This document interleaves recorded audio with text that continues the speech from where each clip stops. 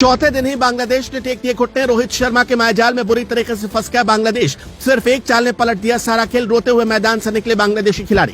पहली बार कांपे बांग्लादेशी बल्लेबाजों के पांव। भारत के 2 शेरों ने उड़ा दी धज्जियां। पहले टेस्ट मैच को जीतकर भारत ने रचा इतिहास। जीत के असली हीरो रहे ये 4 खिलाड़ी।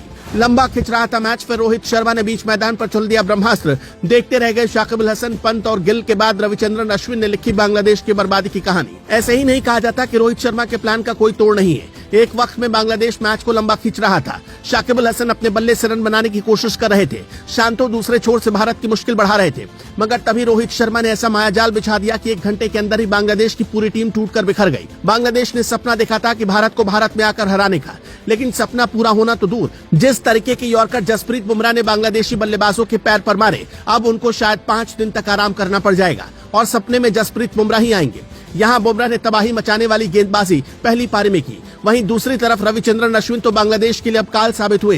कैसे भारतीय टीम ने बहुत आसानी से इस मुकाबले को जीत लिया और भारत की जीत के वो 5 हीरो कौन रहे बताते हैं। मगर पहले बात करते हैं आज के क्रिकेट की, जिसमें रविचंद्रन अश्विन ने तहलका मचा दिया।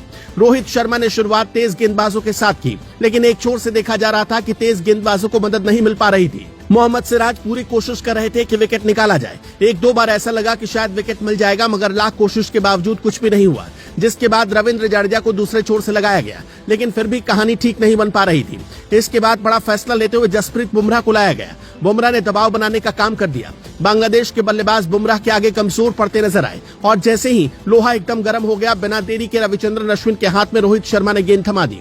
मैच में शतकवीर अश्विन ने अपने फिरकी के जाल में बांग्लादेश के बल्लेबाजों को बुरी तरीके से फंसाने का काम कर दिया। चुन चुनकर बांग्लादेश के बल्लेबाजों को उन्होंने पवेलियन की राह दिखानी शुरू की और जहां शुरुआत में ऐसा लगा था कि शायद दिन में खेल लंबा खिंचेगा, वहीं 1 घंटे के अंदर ही रविचंद्रन अश्विन की कातिलाना गेंदबाजी ने बांग्लादेश को घुटने टेकने पर मजबूर कर दिया। जैसे ही रविचंद्रन अश्विन सक्सेस हुए, दूसरे छोर से रविंद्र जडेजा भी काल बनकर टूट पड़े।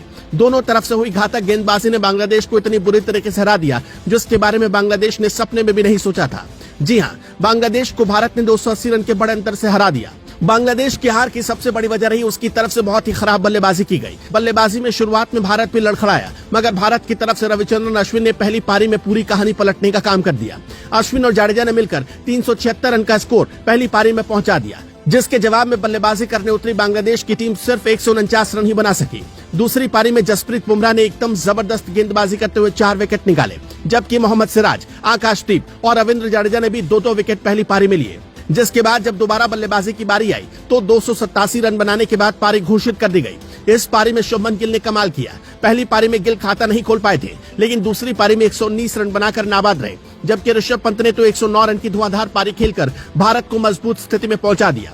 भारत के पास रनों का अंबार था। बांग्लादेश को जीत के लिए 500 से ज्यादा रन चाहिए थे और जिस बात का डर बांग्लादेश के कप्तान शांतो को सता रहा था वही हुआ। 234 रन पर ही पूरी टीम बिखर गई और भारत ने इस मुकाबले को बहुत बड़े अंतर से अपने नाम कर लिया। लेकिन जीत के हीरो के तौर पर देखेंगे तो रविचंद्रन अश्विन, जसप्रीत बुमराह, रविंद्र जडेजा, ऋषभ पंत और सीधे तौर पर शुभमन गिल रहे। अब देखना होगा कि अगले मैच में क्या कुछ बदलाव किया जाता है। माना जा रहा है कि सरफराज को मौका दिया जाएगा और केएल राहुल को आराम दिया जा सकता है। इस पर आप क्या कहेंगे, कमेंट बॉक्स में बताएं।